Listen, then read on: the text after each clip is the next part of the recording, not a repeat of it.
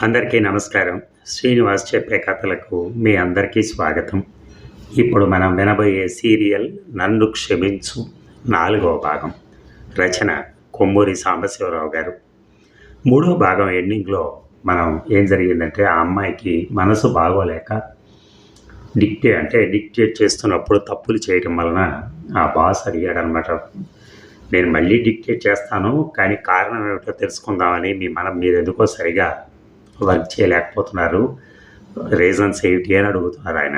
అక్కడి నుంచి ఇప్పుడు మనం వినాలి మళ్ళీ. Thank you. నేను మళ్ళీ మొదలెడుతున్నాను.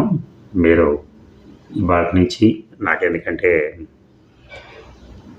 చిన్న చిన్న ప్రాబ్లమ్స్ వచ్చినాయి. ప్లస్ ఇంకోటి ఏంటంటే, నాకు ఇవాళ బర్త్డే. యాక్చువల్గా ఇవాళ మీతో కాసేపు మాట్లాడదామనే పద్ధతిలో మళ్ళీ మొదలెట్టాను. ఇవాళ నుంచి మళ్ళీ మీకు నార్మల్గా వస్తాయి స్టోరీస్ అన్నీ. సదాక్షంతవ్యుడిని కొంచెం అప్పుడప్పుడు ఇలా చేస్తున్నందుకు, ఎందుకంటే మన వయసు కూడా అలాంటిది కావచ్చు, మేబీ దానివల్ల అయి ఉండొచ్చు. సరే, ఏదేమైనా సీరియల్లోకి వెళ్దాం.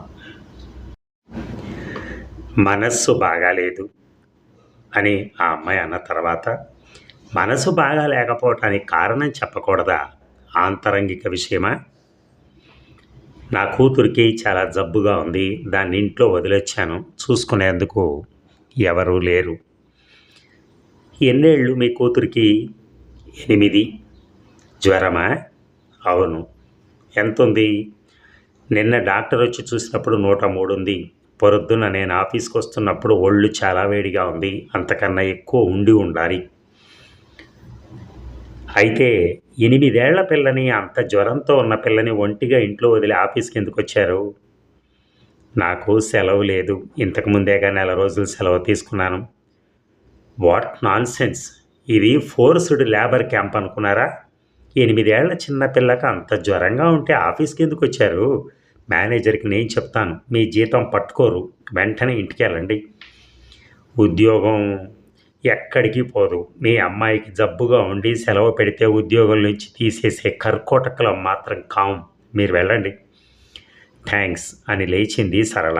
సరిగ్గా అప్పుడే టెలిఫోన్ మోగింది. సరళ తలుపు తెరుచుకుని బయటికి వెళ్ళబోతూ ఉండగా, మీకోసమే అన్నాడు శ్రీధర్. తనకెవరు టెలిఫోన్ చేస్తున్నారు? ఎందుకు? సరళ గుండె దడదడమంటోంది. రిసీవర్ తీసుకొని, హలో, సరళ స్పీకింగ్ అంది. తనకెవరు ఫోన్ చేస్తున్నారు? ఎందుకు? సరళ గుండె దడదడమంటోంది.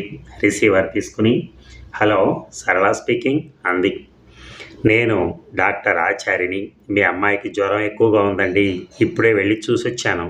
టెంపరేచర్ చాలా హైగా ఉంది, సంధి కూడా వచ్చింది. అంత త్వరగా సంధి రావడానికి కారణం ఏమిటో నాకు అర్థం కాలేదు.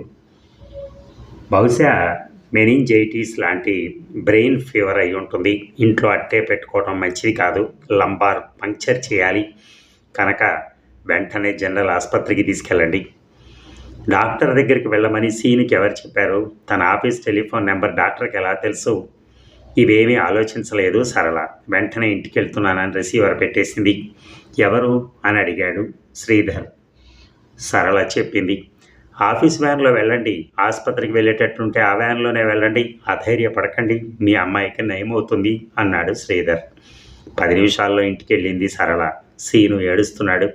ప్రేమకు స్పృహ లేదు, తల అటు ఇటు ఆడిస్తూ మూలుగుతోంది. ఒళ్ళు ముట్టుకుంటే కాలిపోతోంది. క్షణం కూడా ఆలస్యం చేయకుండా కూతురుని ఎత్తుకుని, సీను, తలుపు తాళం వేయి, వెళ్దాం అని వ్యాన్ ఎక్కింది. ఆసుపత్రికి వెళ్ళేవరకే ఆ తర్వాత ఏం జరుగుతున్నది సరళకు తెలియదు. నర్సులు వచ్చి ప్రేమను తీసుకెళ్లారు. కాసేపటికి ఒక నర్సు వచ్చి థియేటర్ దగ్గర ఉండండి అని చెప్పింది. 2 గంటల తర్వాత స్పృహ లేని ప్రేమను వార్డు బాయ్స్ స్ట్రెచర్లో తీసుకుని వెళ్తూ ఉంటే సరళ వాళ్ళ వెనకే వెళ్ళింది. వార్డులో పడుకోబెట్టారు ప్రేమని. డాక్టర్ వచ్చి పరీక్ష చేసి ఇంజెక్షన్ ఇచ్చాడు. సరళ దగ్గరగా వెళ్ళి నిలబడింది. మీ కూతురా అడిగాడు డాక్టర్. సరళ తల ఊపింది. కళ్ళల్లో నీళ్లు నిండాయి. ప్రమాదం లేదుగా అడిగింది. లేదని చెప్పలేను, మెనింజైటిస్ పెద్ద ప్రమాదమైన జబ్బు, మా శాయశక్తిలా ప్రయత్నిస్తాం అన్నాడు డాక్టర్. చీకటి పడుతోంది. దాహం, ఆకలి, బడలిక ఏమీ తెలియవు సరళకి. అలా మంచం పక్కనే నిలబడిపోయింది కూతుర్ని చూస్తూ. అమ్మా, ఆకలేస్తోంది అన్నాడు శ్రీనివాస్. తనతో పాటు శ్రీనివాస్ కూడా మధ్యాహ్నం నుంచి అక్కడే ఉన్నాడని అప్పుడు కానీ జ్ఞాపకం రాలేదు సరళకి. అక్కడి నుంచి కదలటానికి ఆమెకి ఇష్టం లేదు. సిస్టర్, ఇక్కడ ఏదైనా క్యాంటీన్ ఉందా అడిగింది నర్సుని. లేదండి, బయటికి వెళ్ళాలి. ఎందుకు? పిల్లాడు ఆకలి అంటున్నాడు. నర్సు నవ్వి, అవును, మధ్యాహ్నం నుంచి మీరిద్దరు ఇక్కడి నుంచి కదలలేదుగా, వెళ్ళామైనా తినరండి. నాకు తినాలని లేదు. నేను మీ అమ్మాయిని చూసుకుంటూ ఉంటాను కదా, మీరు ఇక్కడ నిలబడి చేసేది ఏమీ లేదు. సరళ ఏడుస్తూ, అదే మరీ కష్టంగా ఉంది అంది. నర్సు వెళ్ళిపోయి 5 నిమిషాల తర్వాత రొట్టె పాలు తెచ్చి పిల్లాడికి ఇవ్వండి అని చెప్పి వెళ్ళిపోయింది. ఎలా ఉంది అమ్మాయికి? ఉలిక్కిపడి వెనక్కి తిరిగి చూసింది సరళ. అసిస్టెంట్ మేనేజర్ శ్రీధర్ నిల్చున్నాడు. మీరా? అలాగే ఉంది, కళ్ళు తెరవలేదు. బెంచి మీద పడుకొని నిద్రపోతున్న సీనుని చూసి మీ అబ్బాయా అని అడిగాడు. సరళ తల ఊపింది. అంతలో 2 డాక్టర్లు నర్సులు వార్డులోకి వచ్చారు. ప్రేమను పరీక్ష చేశారు. వాళ్ళతో మాట్లాడాడు శ్రీధర్. భయం లేదంటున్నారు డాక్టర్లు, చెప్పాడు సరళకి. సరళ శ్రీధర్ని దీనంగా చూసి,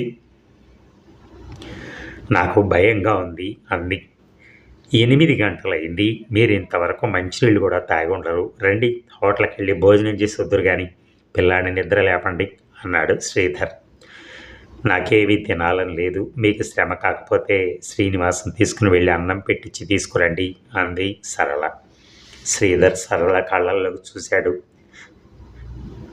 ఆమె పడుతున్న క్షోభ అతనికి అర్థమైంది. శ్రీనివాసం లేపి తనతో తీసుకెళ్ళాడు.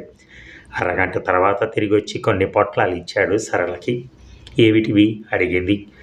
మీరు ఆకలేస్తే తింటానికి, అర్ధరాత్రి ఆకలి వేస్తే ఎక్కడి నుంచి వస్తాయి అని అరగంట సేపు ఆమెతో పాటు అక్కడే ఉండి, వస్తాను, రేపు ఆఫీస్కి వెళ్ళేటప్పుడు ఇటు వస్తాను, మీకేమైనా కావాలా అని అడిగాడు. తల విదిలించింది సరళ. ఒళ్ళు తెలియకుండా నిద్రపోతున్నాడు శ్రీనివాస్. వసారాలో ఉన్న బెంచి మీద జ్వర తీవ్రతలో పిచ్చి పిచ్చి మాటలు మాట్లాడుతూ మూలుగుతూనే ఉంది ప్రేమ రాత్రంతా. తెల్లవారుతుందా? తెల్లారితే వెలుగొస్తుందా? ఇక శాశ్వతంగా చీకటేనా అన్న సందేహం కలిగింది సరళకి ఎన్నోసార్లు. ఎప్పుడు తెల్లవారిందో కూడా తెలియదు ఆమెకి. వార్డులు ఓడుస్తున్నారు పనివాళ్ళు, నర్సులు హడావిడిగా తిరుగుతున్నారు. శ్రీనివాస్ వసారాలో బెంచ్ మీద బిక్కమొహంతో కూర్చున్నాడు. ఈ మందు మీరు తీసుకురావటం మంచిది, ఖరీదు ఎక్కువ, ఆసుపత్రిలో లేదు, రాసి తెప్పించడానికి ఆలస్యం అవుతుంది అన్నది నర్సు ప్రిస్క్రిప్షన్ కాగితం సరళకిచ్చి. శ్రీనివాసం తీసుకుని మెట్లు దిగుతూ ఉండగా శ్రీధర్ ఎదురయ్యాడు. ఎలా ఉంది? అలాగే ఉంది, ఇదేదో మందు తీసుకురమ్మన్నారు, ప్రిస్క్రిప్షన్ చూపించింది, ఇలా ఇవ్వండి, నేను తెచ్చి పెడతాను. మీకు శ్రమ ఎందుకు? శ్రమేం లేదు. శ్రీధర్ మందు తీసుకొచ్చాడు. ఎంతయింది? తర్వాత ఇవ్వచ్చు, మీ దగ్గర డబ్బుందా? చిల్లరుంది. అవసరమైతే ఇబ్బంది పడతారు, మీ దగ్గర ఉంచుకోండి, తర్వాత నాకు ఇవ్వచ్చు. కావాలిస్తే 1 నెల జీతం అడ్వాన్స్ ఇప్పిస్తాను, పంపించమంటే ఆఫీస్ కుర్రాడికి ఇచ్చి పంపిస్తాను. పంపించండి అన్నది సరళ. అవసరమైతే సంకోచించకండి, ఆఫీస్కి నాకు ఫోన్ చేయండి. థ్యాంక్స్. 3వ రోజున ప్రేమకు జ్వరం కొంచెం తగ్గింది. ఇక పర్వాలేదు, గండం గడిచినట్టే అని చెప్పాడు డాక్టర్. ఆ 3 రోజులు సరళకు నిద్రాహారాలు లేవు, బట్టలు కూడా మార్చుకోలేదు. 4వ రోజు పొద్దున్న ఇంటికి వెళ్ళి స్నానం చేసి బట్టలు మార్చుకుని వచ్చింది. ఆ 3 రోజులు శ్రీధర్ పొద్దున్న సాయంకాలం ఆసుపత్రికి వచ్చి కనుక్కుంటూనే ఉన్నాడు. అసిస్టెంట్ మేనేజర్ శ్రీధర్కి ఈ 800 జీతగాడికి తన మీద తన పిల్లల మీద ఎందుకు అంత జాలి? ఎందుకు రోజు 2 సార్లు ఆసుపత్రికి వస్తాడు? ఆ 3 రోజులు ఈ విషయం ఆలోచించనే లేదు సరళ. 4వ రోజు సాయంకాలం శ్రీధర్ రాగానే సంతోషంతో చెప్పింది, తగ్గింది, జ్వరం తగ్గింది. తెలివచ్చి నన్ను చూసి అమ్మా అని పిలిచింది. Thank God. ఆసుపత్రిలో ఇంకా ఎన్ని రోజులు ఉండాలో చెప్పారా? ఇంకో వారం రోజులు ఉండాలట. అమ్మాయి మెలకుగా ఉందా? నిద్రపోతోంది అన్నది సరళ. మీరు ఇవాళ కొంచెం తేటగా ఉన్నారు, ఇంటికి వెళ్ళి వచ్చినట్టున్నారు. అబ్బాయి ఏడి? తెలిసిన వాళ్ళ ఇంట్లో దింపి వచ్చాను. పాపం వాడికి ఆసుపత్రిలో ఎంత వస్తుంది? అవును, రండి, కాఫీ తాగొద్దురు కానీ. ఇప్పుడు ఎందుకు కాఫీ? 6:30. అమ్మాయి నిద్రపోతుంది, రండి. తల ఊపింది సరళ. అతని కారులో వెళ్ళారు. హోటల్లో కూర్చున్నాక, మీరు నాకు చాలా సహాయం చేశారు, మీ సహాయం లేకపోతే చాలా ఇబ్బంది పడేదాన్ని, మీకెంతో రుణపడి ఉన్నాను. చచ్చా, రుణపడి ఉండటం ఏమిటి, చాలా పెద్ద మాట అన్నాడు శ్రీధర్ సిగరెట్ వెలిగించి. మీరు చాలా దయగలవారు. తోటి మనుషుల బాధలు, కష్టాలు పంచుకునే లోతైన గుండె కలవారు. నేను మీ ఆఫీస్‌లో స్టెనోని, మీరు అసిస్టెంట్ మేనేజర్. మీరు నా కష్టాలు అర్థం చేసుకుని నాకింత సహాయం చేసినందుకు మిమ్మల్ని ఎలా పొగడాలో నాకు అర్థం కావట్లేదు. శ్రీధర్ నవ్వాడు. అనవసరంగా నాకు అటువంటి గొప్పతనం ఆపాదించకండి. ఆ ఆఫీస్‌లో ఎవరికి ఏ కష్టం వచ్చినా నేను పట్టించుకుంటానని మీరు అనుకోవటం పొరపాటు. తోటి మానవుల కష్టాలన్నీ పంచుకోవటానికి నేనెప్పుడూ సిద్ధంగా ఉంటానని మీరు అనుకోవటం ఇంకా పొరపాటు. మీరిచ్చిన ఈ కాంప్లిమెంట్స్ అన్నీ విని నవ్వి ఊరుకుంటే చాలా చెడ్డవాడినన్నమాట అన్నాడు. సరళ కూడా నవ్వి, నా విషయంలో మాత్రమే ఇంత జాలి చూపించారని నమ్మమంటారా? అయితే కారణం అని అడిగింది. శ్రీధర్ కాసేపు మౌనంగా ఉండిపోయాడు. సిగరెట్ యాస్ట్రేలో పడేసి, ఇప్పుడు కారణం చెప్పటం బాగుండదు, చెప్పకపోవటం అంతకన్నా బాగుండదు. మన సంభాషణ ఇంతవరకు వచ్చాక మీరు నాకు స్టెనోగా వచ్చినప్పటి నుంచి నాకు తెలియకుండానే నేను ఎంత అణుచుకోవాలని ప్రయత్నించినా అణుచుకోలేని ఏమిటో అది నాకే తెలియదు. అది ఆకర్షణో, ఆత్మీయతో, అనుబంధమో ఏమో, ప్రేమేనేమో ఏర్పడింది. మీరు సరళ ఏదో అనబోయింది. ప్లీజ్ నన్ను చెప్పనివ్వండి. మీరు నవ్వితే నాకు చెప్పలేని ఆనందం. మీరు దిగులుగా ఉంటే నా గుండె దిగజారిపోతుంది. మీరు శ్రమ పడుతుంటే నాకు అలసట వచ్చేస్తుంది. మీరు ఒకరోజు ఆఫీస్‌కి రాకపోతే ఆ రోజు నాకు ఒక యుగంగా అనిపిస్తుంది. సరళ శ్రీధర్‌ని పరీక్షగా చూసింది. సామాన్య ఛాయ, పైకి దూకున్న నల్లని ఒత్తైన జుట్టు, వెడల్పైన మొహం, విశాలమైన నుదురు, కలలు కంటున్నట్టుండే లోతైన కళ్ళు, గుబురుగా ఉన్న కనుబొమ్మలు, వెడల్పైన ఛాతీ, కండలు తిరిగిన చేతులు. ఆ క్షణం వరకు అతన్ని ఒక మగాడిని చూసినట్టు చూడలేదామె. అంటే ఆమెకు తను ఆడది, అతను మగాడన్న తేడా మనసుకు తట్టలేదు. మీకు ఇటువంటి ఉద్దేశం ఉందని అనుకోలేదు. ఇటువంటి ఉద్దేశంతోనే మీరు నాకు ప్లీజ్ అలా అనకండి. నాకు ఎటువంటి ఉద్దేశం లేదు. ఇప్పుడేగా చెప్పారు. నా అనుభూతి గురించి చెప్పాను. మీకు నేను చేసిన సహాయం ఒక ఉద్దేశంతో చేయలేదు. ప్రతిఫలం కోరి కాదు. ఇంకా ఫ్రాంక్‌గా, సూటిగా చెప్పాలంటే మీతో ఎఫ్ఐఆర్ మొదలు పెట్టాలనే ఉద్దేశం లేదు నాకు. సరళ అతన్ని ఆశ్చర్యంతో చూసింది. మీరు మొదలు పెట్టాలనుకున్నా సాధ్యం కాదు. నాకు మగాళ్ళంటే ఇష్టం లేదు, అసహ్యం. నాకు నా పిల్లలు తప్ప ఇంకెవ్వరూ దేనికి అక్కర్లేదు. నా ప్రపంచం అంతా వాళ్ళతోనే అంది. అదే మంచిది, అలాగే ఉండాలి. ఆడదానికి పిల్లల కన్నా ఏం కావాలి? నాకు ఉన్నారు పిల్లలు, 2 ఆడపిల్లలు అన్నాడు శ్రీధర్. క్షమించండి, మీరు అనేదేమిటో నాకు అర్థం కాల. మిమ్మల్ని అపార్థం చేసుకున్నానేమో అనిపిస్తోంది. మీకు సహాయం చేసి ఆ విధంగా మీకు ఆపుతున్నాయి మిమ్మల్ని పొందటానికి నేను ప్రయత్నించానని మీరు గనక అభిప్రాయపడి ఉంటే అది నిజంగానే నన్ను అపార్థం చేసుకున్నారు. మీ నుంచి నాకేమీ వద్దు, ఏమీ అడగను. మీకు సహాయం చేసే అవకాశం, మీతో విడిగా మనసు విప్పి మాట్లాడే అవకాశం కలిగాయి, అంతే చాలు. మీ చిటికిన వేలు కూడా ముట్టుకోవాలనే వాంఛ నాకు లేదు అన్నాడు శ్రీధర్. సరళ అతన్ని ఎగాదిగా చూసింది. ఇక వెళ్దామా అంది మాటలు మార్చడానికి. ప్రేమ నిద్ర లేచిందేమో అని శ్రీధర్ లేచాడు. ఇక వారం రోజుల తర్వాత ప్రేమను ఆసుపత్రి నుంచి డిశ్చార్జ్ చేశారు. శ్రీధర్ తన కారులో ఇంటికి తీసుకెళ్లాడు. ప్రేమ ఆసుపత్రిలో ఉన్న ఆ వారం రోజులు శ్రీధర్ రోజు ఆసుపత్రికి వచ్చి సరళను చూసి ఏమైనా కావాలా అని అడిగి ఓ అరగంట సేపు వసారాలో నిలబడి వెళ్ళిపోయేవాడు. ఆ రోజు హోటల్లో ఆ సంభాషణ జరిగిన తర్వాత సరళ శ్రీధర్తో చనువుగా మాట్లాడేందుకు జంకేది. తను చనువుగా మాట్లాడితే అతన్ని ఎంకరేజ్ చేసినట్టు అవుతుంది. అసలే మాట్లాడకపోతే అతన్ని అవమానించినట్టు అవుతుంది. అతను పాపం ఒక మాటలో కానీ, ఒక చేష్టలో కానీ, చూపులో కానీ ఎన్నడూ అసభ్యంగా ప్రవర్తించడం లేదు. కారు ఎందుకు మీకు శ్రమ, ట్యాక్సీలో తీసుకెళ్తాను అని అంటే నాకేమీ శ్రమ కాదు అన్నాడు. ప్రేమని అతనే ఎత్తుకుని కారులోంచి ఇంట్లోకి తీసుకెళ్లాడు. ఇంకో వారం రోజులైనా పడుతుంది ప్రేమ లేచి తిరగడానికి. ఇంకో 10 రోజులు సెలవుకి రాసి పోస్టులో పడేయండి అని శ్రీధర్ వెనక్కి తిరిగాడు. కాఫీ తాగి వెళ్ళండి అంది సరళ. ఇప్పుడెందుకు, మీకు అభ్యంతరం లేకపోతే మళ్ళీ రేపు సాయంకాలం వస్తాను అన్నాడు శ్రీధర్. ఆ మాట అనలేక అన్నాడు అనేది మాత్రం సరళ గ్రహించింది. సాయంకాలం ఏవో వస్తువుల కోసం బజారుకు బయలుదేరుతూ అద్దంలో మొహం పరీక్షగా చూసుకుంది సరళ. అందంగా ఉన్నానా? తన అందం చూసేనా ఈ శ్రీధర్ తన కోసం? చచ, డబ్బున్నవాడు, హోదాలో ఉన్నవాడు. ఆఫీసులో చాలామంది ఆడవాళ్ళు ఉన్నారు, అందమైన వాళ్ళు ఉన్నారు వాళ్ళల్లో. తనకైతే విరక్తి కలిగింది కానీ వాళ్ళలో ఎవరికైనా శ్రీధర్కి దొరకరా? సరళ తల వదిలించుకుని ఇటువంటి ఆలోచనలు మెదడులోకి రానివ్వకూడదు అనుకుంది.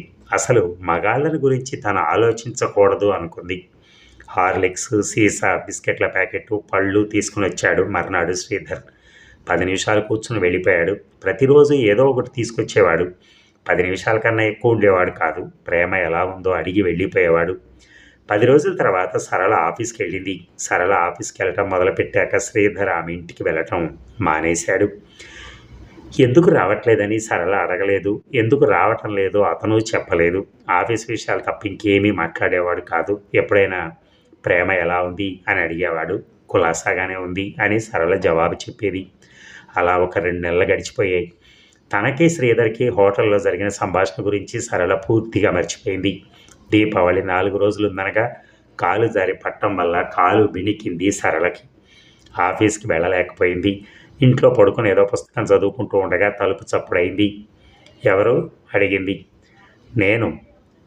తలుపు తీసి మీరా అంది. ఎందుకు వచ్చాడా అన్న ఆశ్చర్యంతో అతన్ని లోపలికి రమ్మంటం కూడా మర్చిపోయింది.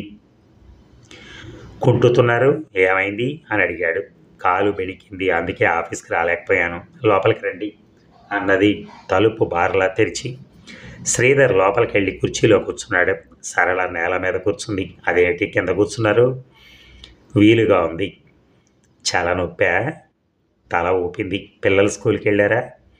అవును. మీరు ఇవాళ సెలవు పెట్టారా అడిగింది. లేదు, ఆఫీస్కి వెళ్ళాను. గంట సేపు చూశాను, మీరు రాలేదు. ఒంట్లో బాగాలేదేమో కనుక్కుందామని వచ్చాను.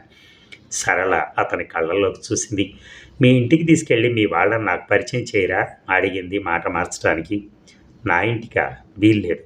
దట్ ఈజ్ ఆన్ వైజ్ అని గొణిగాడు. ఏ? ఎవరి నుంచైనా దాచచ్చు, ఎవరి ముందరైనా నటించి నెగ్గుకు రాగలను. నా భార్య ముందర నేను నటించలేను. ఆడవాళ్ళకి ఇటువంటి విషయాల్లో ఇన్స్టిక్ట్ ఎక్కువ ఉంటుంది. నా కళ్ళు చూసి గ్రహిస్తుంది. ఏమిటి గ్రహిస్తుంది అని అడిగింది. నిజంగా మీకు తెలియక అడుగుతున్నారా? మీతో నేను మాట్లాడుతున్నప్పుడు నా భార్య నన్ను చూస్తే, మీ కళ్ళల్లోకి నేను చూస్తున్నప్పుడు నా భార్య నా కళ్ళు చూస్తే, మీరు నవ్వుతున్నప్పుడు నా మొహంలోకి వచ్చే కాంతి ఆమె చూస్తే తెలిసిపోదు? మిమ్మల్ని ఒక దేవతగా నేను ఆరాధిస్తున్నానని, మీ కళ్ళల్లో కాంతితో నా గుండె నింపుకుంటున్నానని, నేను దాసుండని, నేను మిమ్మల్ని ప్రేమిస్తున్నానని తప్పని తెలిసి, మీ భార్యకు అపచారమని తెలిసి నా మీద మీకెందుకింత వ్యామోహం అడిగింది సరళ. ప్లీజ్ వ్యామోహం అనకండి అని 5 నిమిషాలు మౌనంగా ఉండిపోయి సిగరెట్ వెలిగించి పొగ పీల్చి, పెళ్ళైన వాడిని, 2 పిల్లల తండ్రిని, మిమ్మల్ని ప్రేమించడం తప్పని ఒప్పుకుంటాను. ప్రేమించకూడదని చాలా ప్రయత్నించాను, కానీ ఈ ప్రేమ వల్ల మీకేమిటి ప్రయోజనం అడిగింది సరళ. నేను ఆలోచించి బుద్ధిపూర్వకంగా మిమ్మల్ని ప్రేమించలేదు. మీ మీద ప్రేమను పూర్వజన్మలో నుంచి ఈ జన్మకు నా గుండెలో దాచుకుని తెచ్చుకుని ఉండాలి. ఎండ మీద, వాన మీద, గాలి మీద నాకెంత అధికారం ఉందో ఈ ప్రేమ మీద కూడా అంతే అధికారం ఉంది. సరళ జాలిగా నవ్వింది. నాకు ఇంకో 5 జన్మల వరకు సరిపోతుంది మగాళ్ళ మీద అసహ్యం, ద్వేషం అంది. అంత క్షోభ పెట్టారా మీ భర్త? చెప్పమంటారా? వింటారా? మీరు ఆఫీస్కి వెళ్ళాలేమో అడిగింది సరళ. నేను ఇవాళ ఆఫీస్కి వెళ్ళనవసరం లేదు, చెప్పండి. కొంచెం కూడా కల్పించలేదు. జరిగినట్టు అన్ని సంఘటనలు వివరంగా చెప్పింది. తన బతుకు ఎలా సాగింది చెప్పింది. ఏమంటారు అని అడిగింది అంతా చెప్పాక. ఏమనంటారు? అందరు మగాళ్ళు అలాంటి వాళ్ళు కారు అని నేను చెప్పకూడదు. చెప్తే నేను అలాంటి వాడిని కాను అని చెప్పుకోవటం అవుతుంది. సుఖంగా సంతోషంతో గడపవలసిన వయస్సు క్షోభతో, బాధతో నరకంగా గడిపినందుకు చింతిస్తున్నాను. ఇలా కబుర్లు చెప్పుకుంటూ చాలాసేపు గడిపేశారు. 3 గంటలయింది. సరళ నిలబడటానికి ప్రయత్నించింది. ఎందుకు లేస్తున్నారు అడిగాడు. కాఫీ చేస్తాను. నిలబడలేకుండా ఉన్నారు, ఎలా చేస్తారు? నేను హోటల్కి వెళ్ళి తెస్తాను. అవసరం లేదు అంటూ గోడ పట్టుకుని లేచి నిలబడ్డది. నవ్వుతూ కుంటుకుంటూ వంటింట్లోకి వెళ్ళింది. శ్రీధర్ అక్కడే కూర్చున్నాడు. దబీమని ఏదో పడిన చప్పుడు అయ్యేసరికి ఒక్క ఉరుకున వంట ఇంట్లోకి వెళ్ళాడు. ఏమైంది అడిగాడు ఆదుర్దాగా. ఏం లేదు అంది సరళ. పొగ గూటి దగ్గర నేల మీద చతికిల పడుంది. కింద పడ్డారా అంటూ దగ్గరికి వెళ్ళాడు. అతని ప్రశ్నకు జవాబు చెప్పకుండా ఆ గ్లాసులో కాఫీ ఉంది, తీసుకోండి అంది. మీకు ఉంది అని సరళ అనగానే పొగగూడు దగ్గర ఉన్న అరుగు మీద 2 గ్లాసులు చూసి ఒక గ్లాస్ ఆమెకిచ్చి తను ఒక గ్లాస్ తీసుకున్నాడు. కాఫీ తాగిన తర్వాత ఆమె చేతిలో గ్లాస్ తీసుకుని అరుగు మీద పెట్టాడు. నిలబడలేకుండా ఉన్నారు. రాత్రికి వంట ఎలా చేస్తారు? హోటల్ నుంచి తెప్పించుకోకూడదా అని అడిగాడు. ఎందుకు? నేను ఇక్కడ కూర్చొని చెప్తాను, ప్రేమ చేస్తుంది. శ్రీధర్ అక్కడే నిలబడ్డాడు. సరళ అక్కడే నిలబడి నేల మీద కూర్చుంది. మీరు వెళ్ళి హాల్లో కూర్చోండి, వస్తాను అంది. శ్రీధర్ హాల్లోకి వెళ్ళాడు. 5 నిమిషాలైనా సరళ రాలేదు. ఏం చేస్తుందా అని వంట ఇంట్లోకి తొంగి చూశాడు. అరుగు పట్టుకుని లేవటానికి ప్రయత్నిస్తోంది. ఒక కాలు మీద బరువంతా నిలిపి లేవలేకుండా ఉంది. కొద్దిగా లేచి మళ్ళీ కూర్చుంటోంది. శ్రీధర్ మళ్ళీ వంటింట్లోకి వెళ్ళి నా చేయి పట్టుకుని లేవండి అని చెయ్యి అందించాడు. ఆమె అతని చేయి పట్టుకున్న తర్వాత పైకి లాగాడు. కొంచెం బలంగా లాగటం వల్ల ఆమె లేచి నిలబడలేక ముందుకు అతని మీద పడింది. ఆమె కింద పడిపోకుండా ఆమె నడుము ఒక చేతితో గట్టిగా పట్టుకున్నాడు. ఇంకో చేయి ఆమె మోకాళ్ళ కింద వేసి అమాంతం 2 చేతులతో ఎత్తుకుని హాల్లోకి వెళ్తున్నాడు. ఏమిటిది? ప్లీజ్ దింపండి అంది కోపంగా. అతను దింపలేదు, మాట్లాడనూ లేదు. హాల్లో చాప మీద నెమ్మదిగా పడుకోబెట్టి కుర్చీలో కూర్చున్నాడు. సరళ అతన్ని చాలా కోపంగా చూసింది.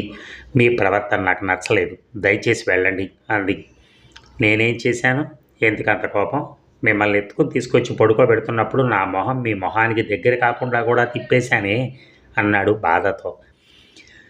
మీరేం చేయలేదు నిజమే, కానీ ఇలా మనం ఇంత చనువుగా ఉంటే ఎప్పుడో మనకి నిగ్రహం తప్పుతుంది, మన స్నేహం చెడిపోతుంది. ప్లీజ్ వెళ్ళండి, దయచేసి ఇక ఈ ఇంటికి రాకండి అంది. శ్రీధర్ లేచి నిలబడ్డాడు. సరళ కళ్ళల్లోకి జాలిగా చూశాడు. మీరు లేవలేక ఇబ్బంది పడుతుంటే, కాలు నొప్పితో బాధపడుతూ ఉంటే నా గుండె నలిపినట్టయింది. అందుకే మిమ్మల్ని ఎత్తుకు తీసుకొచ్చి పడుకోబెట్టాను. తప్పు చేసుంటే క్షమించండి, నేను వెళ్తున్నాను. మీ ఆజ్ఞ ప్రకారం మళ్ళీ ఇంటికి రాను. ఎప్పుడన్నా నేను జ్ఞాపకం వస్తే నా గురించి చెడ్డగా మాత్రం అనుకోకండి. మీకు ఎప్పుడు నా సహాయం కావాల్సి వచ్చినా నాకు కబురు చేయండి అని చటుక్కున వెనక్కి తిరిగాడు.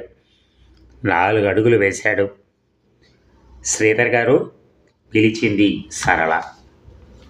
మరి ఆ శ్రీధర్ గారిని ఎందుకు పిలిచింది ఏమిటి మనం తర్వాయి భాగంలో విందాం. Thank you.